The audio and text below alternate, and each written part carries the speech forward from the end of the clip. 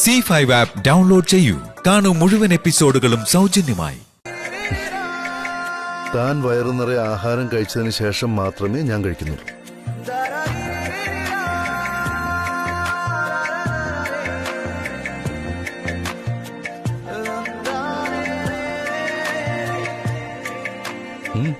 എന്താടോ താൻ ഇങ്ങനെ നോക്കുന്നത്? ഞാൻ കഴിച്ചോളാം, താൻ കഴിക്കേ. ആ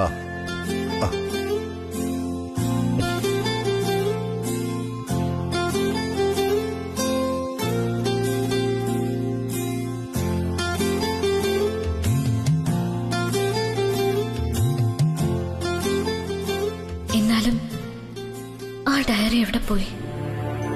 എന്തായിരിക്കും ഡയറിക്ക് പറ്റിയത്?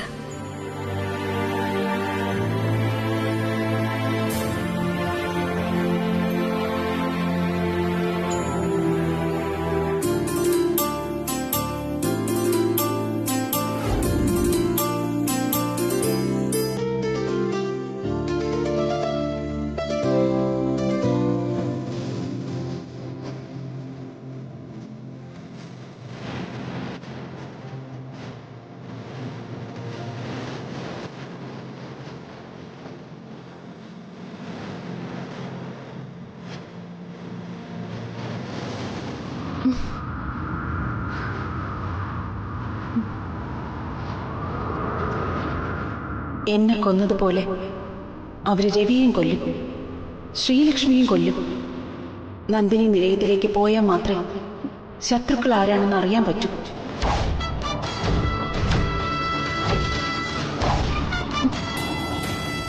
ഭയപ്പെടേണ്ട ശ്രീലക്ഷ്മി, നിന്നെ കൊണ്ട് ഇതൊക്കെ തടുത്തു നിർത്താനാകും.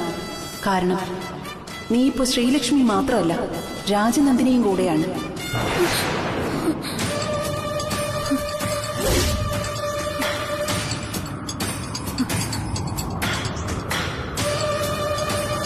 ഡ്രൈവ് ചെയ്ത് പോകുന്നേ അത് എന്നോടല്ല, അവള് സർക്കിട്ട് കഴിഞ്ഞ് വരുമ്പോ അവളോട് തന്നെ ചോദിക്കണം.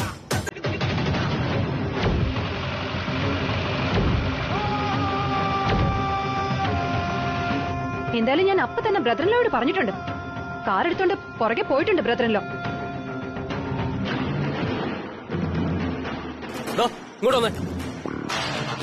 തന്നോടാരാ വണ്ടിയുടെ ചാവി എടുത്ത് കൊടുക്കാൻ പറഞ്ഞേ? അതും ചേട്ടായി പൊന്നുപോലെ സൂക്ഷിക്കുന്ന വണ്ടിയാ. ചേട്ടത്തേക്ക് എന്തെങ്കിലും സംഭവിച്ചാലുണ്ടല്ലോ താനായിരിക്കും ഉത്തരവാദി. എന്റെ പൊന്നു സാറേ, എന്നോട് ചാവി ചോദിച്ചപ്പോ ഞാൻ പറഞ്ഞതാ ഈ വണ്ടി എടുത്ത് ആരും പുറത്തു പോകാറില്ലെന്ന്. അപ്പൊ എന്നെ ദഹിപ്പിക്കുന്ന ഒരു നോട്ടം, ആ നോട്ടത്തിൽ ഞാൻ അറിയാതെ ചാവി എടുത്ത് കൊടുത്തു പോയതാ. അറിയാതെ കൊടുത്തു തൊന്നെയൊക്കെ. ഈ കവറെടുത്ത് തനിക്ക് മര്യാദയ്ക്ക് മടക്കി വെക്കാൻ പറ്റില്ലടോ. Sorry sir. അതിന് രഘു എന്തിനാ അയാളെ പേടിപ്പിക്കുന്നത്? അയാളുടെ കുറ്റമാണോ ഇതൊക്കെ? വർമ്മൻ വില്ലയിലെ മൂത്ത മരുമകൾ കാറിന്റെ ചാവി ആവശ്യപ്പെട്ട അയാൾ കൊടുക്കും. കാരണം അയാളുടെ യജമാനത്തെയല്ലേ അവള്. ഇനിയെങ്കിലും ഇവിടെ ഉള്ളവര് അവളുടെ തനി സ്വരൂപം മനസ്സിലാക്കിയ കൊള്ളാം. എന്റെ ഈശ്വര, ഇവിടെ എന്തൊക്കെയായി നടക്കുന്നത്? നടക്കുന്നതെല്ലാം ഇവിടെ എല്ലാവരും കണ്ടുകൊണ്ടിരിക്കല്ലേ. ഇതായിരുന്നു ലേറ്റസ്റ്റ് ഷോ. ദേ മദനല്ലോ, ഞാനൊരു കാര്യം പറയാം. ഇവളുടെ ഈ തോന്നിയാസങ്ങൾ കണ്ടിട്ടും കണ്ണടയ്ക്കാനാണ് ഇവിടെ എല്ലാവരും ആഗ്രഹിക്കുന്നതെങ്കിൽ വർമ്മൻ ഫാമിലി ഇതോടെ ഈ ഭൂമുഖത്ത് നിന്ന് ഇല്ലാതാവും. ഏതായാലും പ്രതികരിക്കേണ്ട സ്ഥലത്ത് ഞാൻ പ്രതികരിക്കുക തന്നെ ചെയ്യും. പക്ഷെ അന്നേരം എല്ലാരും കൂടി എന്നെ ഒറ്റപ്പെടുത്തരുത്, പറഞ്ഞേക്കാം. രേഖ, നീ ഒന്ന് അടങ്ങ്. ചേട്ടായി പുറകെ പോയിട്ടുണ്ടല്ലോ, എന്താ സംഭവിച്ചെന്ന് ആദ്യം ഒന്ന് അറിയട്ടെ. ഇതിൽ കൂടുതൽ ഇനി എന്താ രഘുവിന് അറിയേണ്ടത്? കൊണ്ടാലും പഠിക്കില്ല, കണ്ടാലും പഠിക്കില്ല എന്ന് പറഞ്ഞോ, അത് ഇത്തിരി കഷ്ടമാട്ടോ. ഇതെന്താ ശ്രീലക്ഷ്മി ഓരോ ദിവസം കഴിയുന്തോറും ഇങ്ങനൊക്കെ പ്രവർത്തിക്കുന്നത്? ഈ വീട്ടിലേക്ക് താമസം മാറിയപ്പോ പ്രശ്നങ്ങളെല്ലാം ഒരു പരിധിവരെ ഒഴിഞ്ഞുന്നാണല്ലോ കരുതിയത്. ഇതിപ്പോ ഓരോന്നോരോന്നായി വീണ്ടും എല്ലാം ആവർത്തിക്കുകയാണല്ലോ. എന്റെ ഈശ്വര.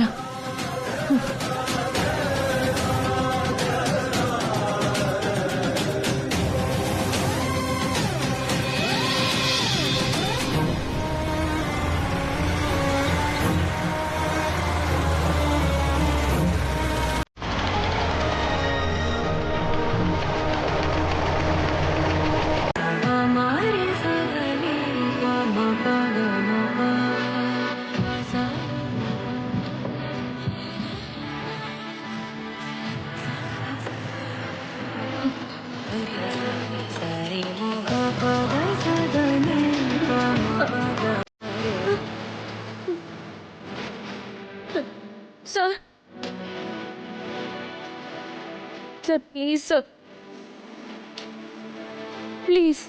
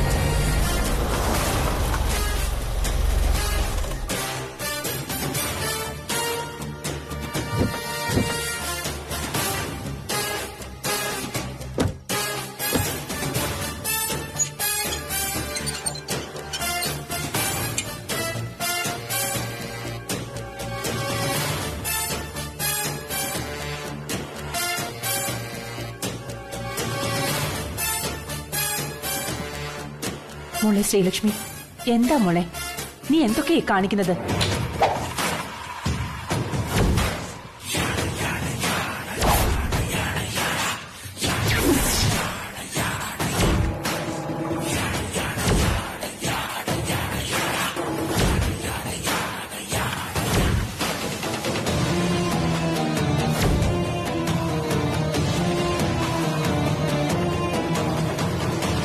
എങ്ങോട്ടാ നീ പോയത്?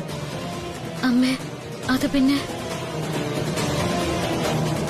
ഈ രാത്രിയിൽ ആരോടും പറയാതെ കാറുമെടുത്ത് ഒറ്റയ്ക്ക് പോവാന്ന് വെച്ചാ?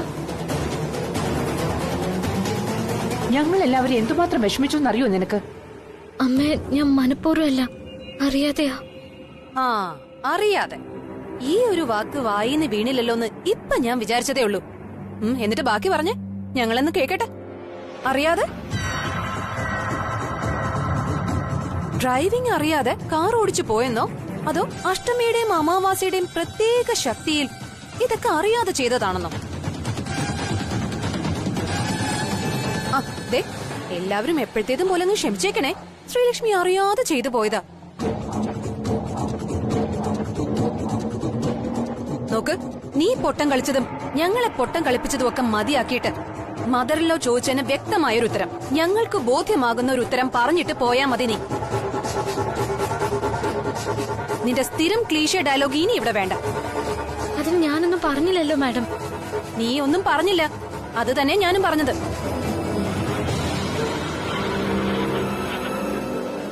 ഇവിടെ ഉള്ളവരെ കുറച്ച് സമയത്തേക്ക് നീ എന്തുമാത്രം ടെൻഷൻ അടുപ്പിച്ചെന്ന് വല്ല ധാരണയുണ്ടോ നിനക്ക്? അതെങ്ങനാ? അങ്ങനെ മറ്റുള്ളവരെ കുറിച്ച് വല്ല ചിന്തയുണ്ടായിരുന്നെങ്കിലേ ഈ വീട്ടിൽ ആരും അറിയാതെ രാമുവിന്റെ കാലത്തെ കാറും എടുത്ത് പാതിരാത്രിയിൽ നാട് തണ്ടാൻ ഇറങ്ങുമായിരുന്നോ? നിനക്ക് ഡ്രൈവിംഗ് അറിയില്ലെന്നല്ലേ നീ ഞങ്ങളെല്ലാം പറഞ്ഞു വിശ്വസിപ്പിച്ചത്? അതോ ഞങ്ങളോട് മാത്രമാണോ നീ അങ്ങനെയൊക്കെ പറഞ്ഞത്? ബ്രദറിനിലേക്ക് അറിയാമായിരുന്നോ ശ്രീലക്ഷ്മി ഡ്രൈവ് ചെയ്യുന്നുള്ള കാര്യം?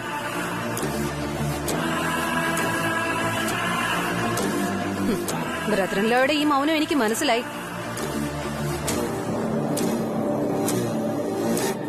സ്വന്തം ഭർത്താവിനോട് പോലും ഒളിച്ചു വെക്കാൻ ഡ്രൈവിംഗ് അത്ര മോശം കാര്യമൊന്നും അല്ല ശ്രീലക്ഷ്മി.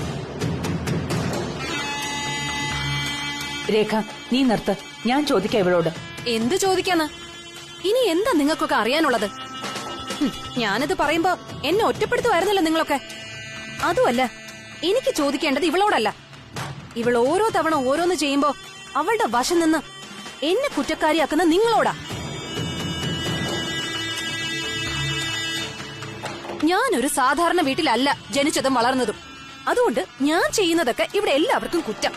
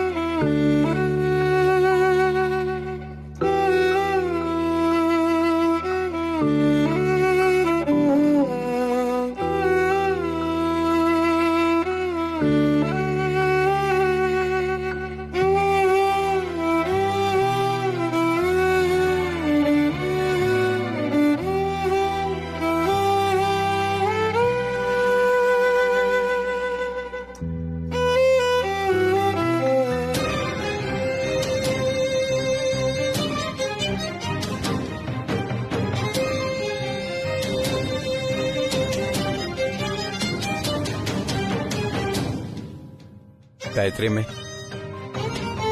സമയം ഒരുപാടായി. മരുന്നുകളൊക്കെ മുറി കൊണ്ടുവച്ചിട്ടുണ്ട്. സമയത്തിന് മരുന്നൊക്കെ കഴിച്ച് ആരോഗ്യവതിയായി ജീവിച്ചിട്ട് എന്താ കാര്യം ബാലമ്മേ? ശരീരത്തിന്റെ അസുഖമല്ലേ മരുന്നുകൊണ്ട് മാറൂ? എന്റെ അസുഖം ശരീരത്തിനല്ലല്ലോ. ഞാൻ പറയേണ്ട കാര്യമുണ്ടോ ബാലമ്മയ്ക്ക്? എനിക്കെല്ലാം മനസ്സിലാവും ഗായത്രിയമ്മേ. നമുക്ക് പ്രാർത്ഥിക്കാനല്ലേ പറ്റൂ, മറ്റെന്തിനു പറ്റും? ഈശ്വരൻ എന്നോട് മാത്രം ഇങ്ങനെ എന്താന്നാ എനിക്ക് മനസ്സിലാകാത്തത്. പ്രാർത്ഥനയ്ക്കോ വഴിപാടുകൾക്കോ ഞാൻ ഒരു കുറവും വരുത്തിയിട്ടില്ലല്ലോ. അവിടെ ഒരു സമാധാനവും കിട്ടാത്തതുകൊണ്ടാ നമ്മൾ ഇങ്ങോട്ട് മാറിയത്. അവിടെ സംഭവിച്ചതൊക്കെ ശത്രുക്കൾ ചെയ്തതാണെന്ന് കരുതിയ ഇങ്ങോട്ട് മാറാൻ ഞാൻ സമ്മതിച്ചത് തന്നെ.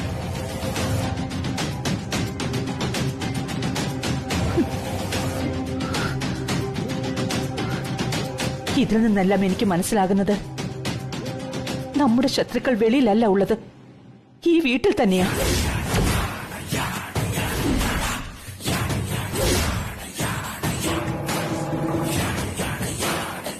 രേഖക്കുഞ്ഞ് ഓരോ പ്രശ്നങ്ങൾ മനഃപൂർവ്വം ഉണ്ടാക്കുകയാണെന്നാ എനിക്ക് തോന്നുന്നത്. എന്റെയും തോന്നൽ അതുതന്നെയായിരുന്നു. പക്ഷേ ഇവിടെ നടന്നതൊക്കെ വെച്ച് നോക്കുമ്പോ അവളെ എങ്ങനെ കുറ്റം പറയാൻ പറ്റും? രേഖ പറയുന്നതൊക്കെ ശരിയെന്ന രീതിയിലല്ലേ ഓരോ ദിവസവും ശ്രീലക്ഷ്മിയുടെ പെരുമാറ്റം? അവൾക്കിതെന്തു പറ്റിയെന്നാ എനിക്ക് മനസ്സിലാകാത്തത്. ശ്രീലക്ഷ്മി കുഞ്ഞിന്റെ കാര്യത്തിൽ ഗായത്രിയമ്മയ്ക്കുള്ള ചെറിയ സംശയങ്ങൾ എനിക്കും പലപ്പോഴും തോന്നിയിട്ടുണ്ട്. പക്ഷെ പിന്നീട് ആലോചിക്കുമ്പോ നമുക്ക് കുറ്റം പറയാൻ പറ്റില്ല. രേഖക്കുഞ്ഞും ശ്രീലക്ഷ്മി കുഞ്ഞും രണ്ട് സാഹചര്യത്തിൽ വളർന്നു വന്നവരാ. അതുകൊണ്ട് തന്നെ അവര് രണ്ടുപേരും ഒരുപോലെ ആയിരിക്കണമെന്ന് നമുക്ക് ആഗ്രഹിക്കാനും വാശി പിടിക്കാനും കഴിയില്ല. ആയിക്കോട്ടെ, ബാലമ്മ പറയുന്നത് ശരിവെച്ചാൽ തന്നെ അവർക്ക് രണ്ടുപേർക്കും ഇവിടെ എന്താ ഒരു കുറവ്? കുറവുണ്ട് ഗായത്രിയമ്മേ. ഈ കുടുംബത്തെക്കുറിച്ചും ഇവിടെ ഉള്ളവരെക്കുറിച്ചുമുള്ള അറിവുകൾക്കാണ് കുറവ്. രേഖക്കുഞ്ഞിന് അതറിയേണ്ട ആവശ്യമില്ലായിരിക്കാം. പക്ഷേ ശ്രീലക്ഷ്മി കുഞ്ഞിന് അതറിയാനുള്ള ആഗ്രഹം ഉണ്ടെന്ന് തോന്നുന്നു.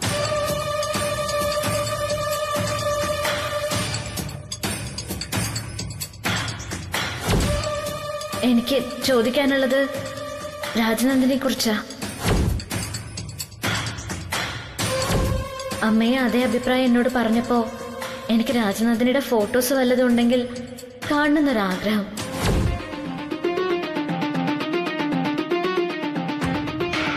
നമുക്കതിലിപ്പോ ഒന്നും ചെയ്യാനാവില്ല.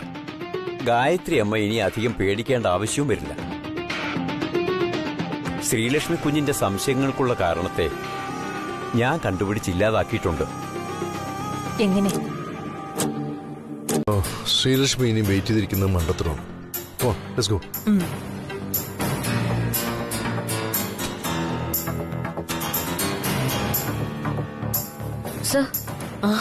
സാർ, ശ്രീലക്ഷ്മി മാഡം വന്ന സ്ഥിതിക്ക് സാറും മാഡം പോകുന്നതല്ലേ നല്ലത്? അതായിരുന്നല്ലോ നമ്മുടെ പ്ലാനും. അതിന്റെ ആവശ്യമില്ല സാൻഡ്ര. എന്നോടൊപ്പം സാൻഡ്ര തന്നെ വന്നാൽ മതി. Better 3 hours too soon than a minute too late എന്ന് കേട്ടിട്ടില്ല. മാത്രമല്ല, ഇവിടെ പലർക്കും പല ആവശ്യങ്ങളാണ്. അവരുടെ പേഴ്സണൽ കാര്യങ്ങളൊക്കെ കഴിഞ്ഞ് സമയമുണ്ടെങ്കിലേ അവർ ഓഫീസ് കാര്യങ്ങൾ ശ്രദ്ധിക്കും. ആരെയും പ്രഷർ ചെയ്യിച്ച് ജോലി ചെയ്യുക എന്നുള്ളത് വർമ്മൻ കമ്പനിയുടെ രീതിയല്ല. ദേവിവർമ്മ എന്നൊരു ശീലമില്ല. Sandra, Sreelakshmi madam. Sandra, come on.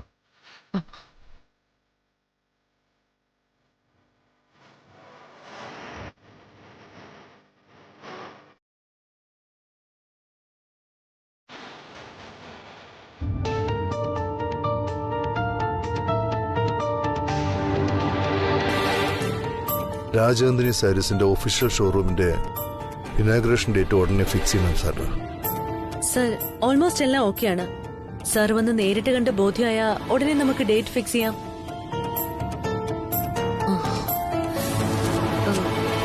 Sir, godown വിസിറ്റിന് ശേഷം മെയിൽ ചെയ്യേണ്ട ഡോക്യുമെന്റ്സ് ആണ്.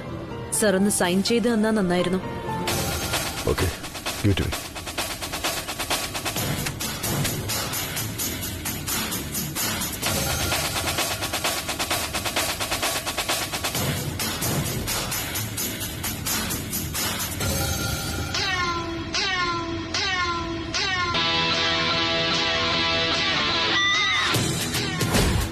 ചെറുതും വലുതുമായ യാത്രകൾ എന്നും ഒരു ഓർമ്മയാണ് Sandra.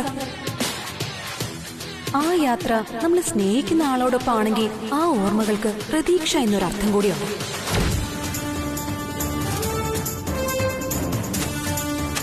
Okay, thank you sir. Okay Sandra, ഞാനൊന്ന് മയങ്ങട്ടെ.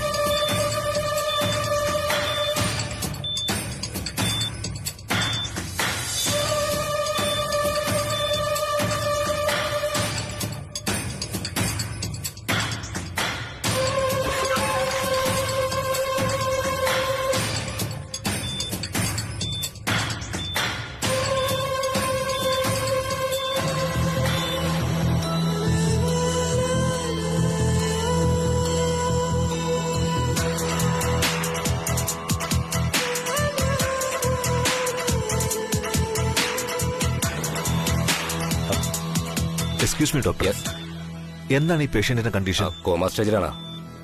ഹൗ? എന്താണ് ഡോക്ടർ ഇയാൾക്ക് സംഭവിച്ചത്? എന്താണ് സംഭവിച്ചതെന്ന് അറിയില്ല സാർ. ആക്സിഡന്റ് കേസ് എന്തായിരുന്നു?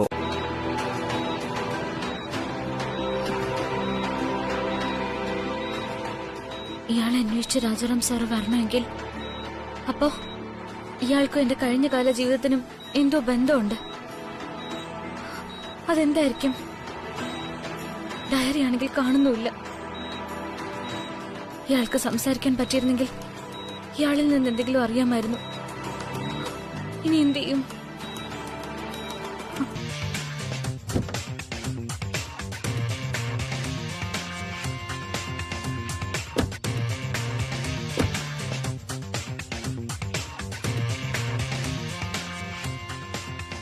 സർ, മെഷീനറിക്ക് ആവശ്യമായ മെറ്റീരിയൽസ് ഇൻ ടൈം എത്തിക്കുന്നതിനായുള്ള വർക്ക്സ് ഇവിടെയാണ് നടക്കുന്നത്.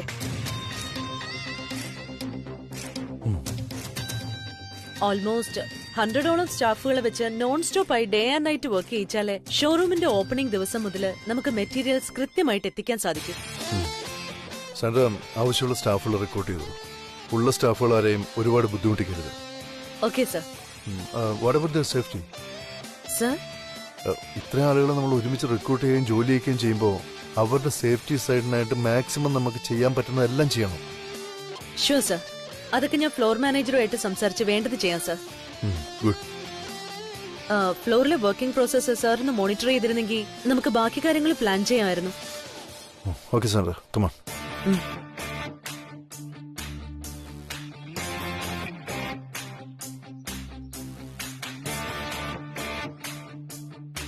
ഇന്ന് മാഡം ഒരു ഭാര്യയാണ്, മരുമകളാണ്, ഏട്ടത്തി അമ്മയാണ്. അതിന്റെയൊക്കെ പക്വത മാഡം കാണിക്കണം. അതിനെല്ലാം അപ്പുറം ഒരുപാട് വർഷങ്ങൾക്ക് ശേഷം രവി മനസ്സ് തുറന്ന് സന്തോഷിച്ചത് ശ്രീലക്ഷ്മി മാഡത്തിനെ പ്രണയിച്ചതിന് ശേഷമാണ്. ആ ശ്രീലക്ഷ്മി മാഡം തന്നെ രവി വിഷമിക്കേണ്ട അവസ്ഥ ഉണ്ടാക്കരുത്.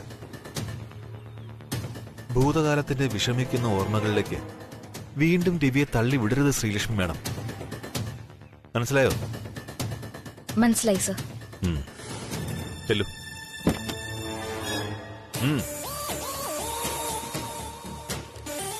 രാജാറാം സർ, സർ പ്ലീസ് എന്റെ ഒരു ചോദ്യത്തിനോട് ഉത്തരം തരാമോ? സർ, ആശുപത്രിയിൽ കിടക്കുന്ന ആ ഭ്രാന്തനും രവി സാറുമായിട്ട് എന്താ ബന്ധം? രവി സാറിന്റെ കഴിഞ്ഞകാല ജീവിതവുമായി അയാൾക്ക് എന്തെങ്കിലും ബന്ധമുണ്ടോ? Please get it. കയറാൻ.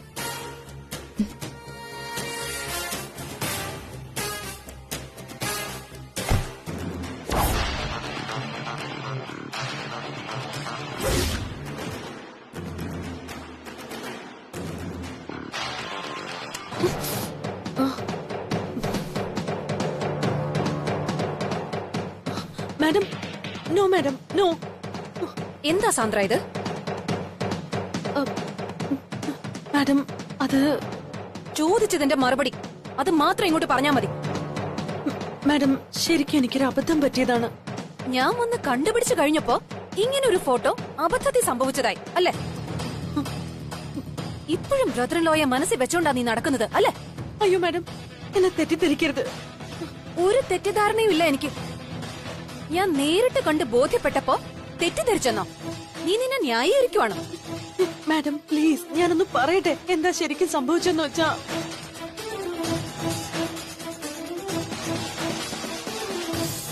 നിന്റെ ഈ കള്ളക്കഥ കേട്ടാലേ മാതൃലോയെ പോലുള്ളവർ വിശ്വസിച്ചേക്കും. ഇതേ ആള് വേറെയാ. നിനക്കിനിയും എന്നെ മനസ്സിലായിട്ടില്ല സാന്ദ്ര. ശരി, നീ പറഞ്ഞത് സത്യമാണെന്ന് തന്നെ ഇരിക്കട്ടെ. അങ്ങനെ അബദ്ധത്തിൽ ക്ലിക്കായതാണെങ്കിൽ നീ എന്തേ അത് ഡിലീറ്റ് ചെയ്തില്ല? എന്തിനു ഫോണിൽ തന്നെ ഈ ഫോട്ടോ സൂക്ഷിച്ചു? നീ പറയണ്ട, എനിക്കറിയാം എന്താ കാര്യമെന്ന്. നല്ല ഒരു അവസരം വരുമ്പോ ഈ ഫോട്ടോ കാണിച്ച് ബ്ലാക്ക്മെയിൽ ചെയ്യാം. ഇതല്ലായിരുന്നു നിന്റെ ഉദ്ദേശം. അയ്യോ മാഡം, ഞാനങ്ങനെ സ്വപ്നത്തിൽ പോലും കരുതിയിട്ടില്ല. ഇല്ലേ? പിന്നെ ഞാൻ അകത്തോട്ട് കയറി വന്നപ്പോ കണ്ടോണ്ടിരുന്ന സ്വപ്നം എന്താണെന്നൊന്ന് പറഞ്ഞേ കേക്കട്ടെ. ശരി മാഡം. തന്റെ ഫോൺ. ശരിക്കും തന്റെ ഈ ചെറ്റ സ്വഭാവത്തിനെ ഫോൺ എറിഞ്ഞു പൊട്ടിച്ച് കരണക്കുറ്റി അടിച്ചു പൊട്ടിക്കുക വേണ്ടത്. എന്റെ സ്വഭാവം അതിലും മോശമായതുകൊണ്ട് ഞാനത് ചെയ്യുന്നില്ല. മാത്രമല്ല, സാന്ദ്രയുടെ ഈ മനം മാറ്റവും ഈ ഫോട്ടോയും എന്റെ പോക്കിന് മൈലേജ് കൂട്ടുകയേ ഉള്ളൂ. മാഡം പ്ലീസ്, ഇത് ആരോടും പറഞ്ഞ് എന്റെ മാനം കെടുത്തരുത്. ഹേയ്, എന്താ സാന്ദ്ര ഇത്? ഞാൻ അങ്ങനെ ചെയ്യോ? പിന്നെ എനിക്ക് ഒരു കാര്യത്തില് ഭയങ്കര സന്തോഷമുണ്ട്. പഴയ സാന്ദ്ര ഇപ്പോഴത്തെ രേഖയേക്കാൾ അപകടകാരിയാ. അതെനിക്ക് നല്ലപോലെ അറിയാം. പിന്നെ ഈ ഫോട്ടോ അബദ്ധത്തിൽ പറ്റിയതാണെങ്കിലും അറിഞ്ഞുകൊണ്ട് ചെയ്തതാണെങ്കിലും സാന്ദ്ര ഡിലീറ്റ് ചെയ്യണ്ട. പഴയ ഓർമ്മ പുതുക്കലിനും പുതിയ സ്വപ്നങ്ങൾ കാണാനും സാന്ദ്രയ്ക്ക് അത് ഉപകാരപ്പെടും. സാന്ദ്ര സ്വപ്നം കാണാൻ തുടങ്ങിയിരിക്കുന്നു രവിവർമ്മന്. ഇനിയും കൂടുതൽ കൂടുതൽ സ്വപ്നങ്ങൾ കാണണം സാന്ദ്ര. അത് താൻ ഇത്രയും നാള് കണ്ട ദുസ്വപ്നമല്ല, രവിവർമ്മനും സാന്ദ്രയും തമ്മിലുള്ള നല്ല നല്ല സ്വപ്നങ്ങൾ. അതിന് തനിക്ക് എന്തൊക്കെ സഹായം വേണോ എന്നോട് ചോദിക്കാം.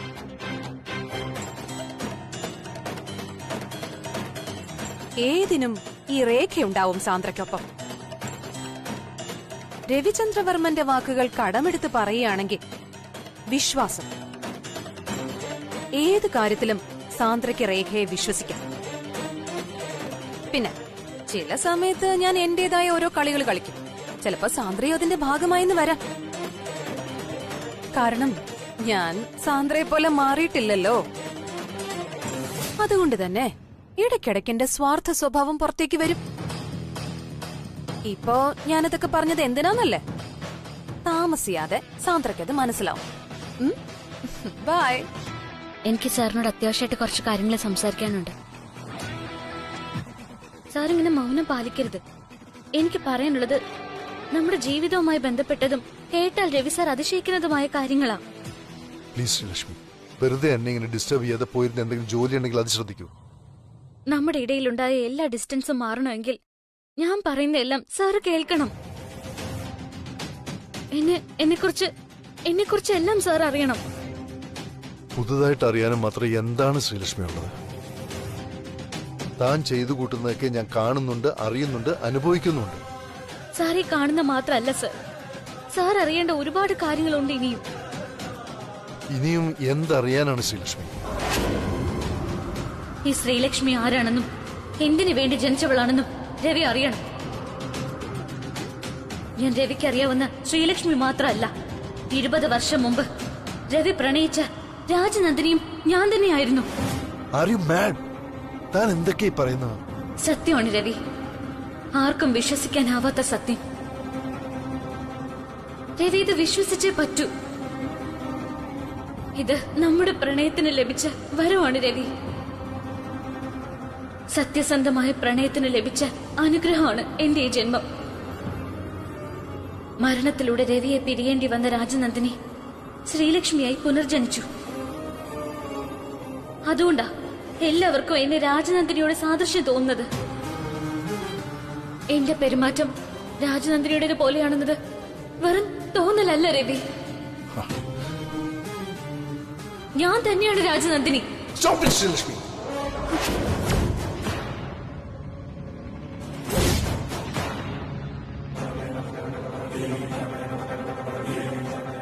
രാജനന്ദിനിയെ കുറിച്ച് കൂടുതൽ അറിയാനുള്ള തന്റെ ശ്രമവും താൻ രാജനന്ദിനിയെ പോലെയാണെന്ന് ചിലരൊക്കെ പറഞ്ഞപ്പോ തനിക്കുണ്ടായ ക്യൂരിയോസിറ്റി കൊണ്ടാണ് ഇങ്ങനെയൊക്കെ തന്നെ കൊണ്ട് പറയിക്കുന്നത്. ഇനി മറ്റുള്ളവരെ വിഡ്ഢിയാക്കുന്ന ഈ പെരുമാറ്റം ശ്രീലക്ഷ്മി നിർത്തുക. അയ്യോ സത്യമാണ് സർ, ഇത് ഞാൻ എങ്ങനെ സാറിനെ പറഞ്ഞു വിശ്വസിപ്പിക്കും? സാറ് രാത്രി ഉറക്കമായിരുന്നപ്പോ ഞാനൊരു ഡയറി വായിച്ചില്ലേ? ഉണർന്നപ്പോ സാറ് ചോദിക്കുകയും ചെയ്തു എന്താ ഡയറിയിലെന്ന്. സാർ പലപ്പോഴും കണ്ടിട്ടില്ലേ എന്റെ കയ്യിലിരിക്കുന്ന ആ ഡയറി? അതിലെഴുതിയിരുന്നത് രാജനന്ദിനിയുടെ കഥയാ. ഡൗൺലോഡ് ചെയ്യൂ C5 ആപ്പ്. കാണൂ എല്ലാ എപ്പിസോഡുകളും സൗജന്യമായി.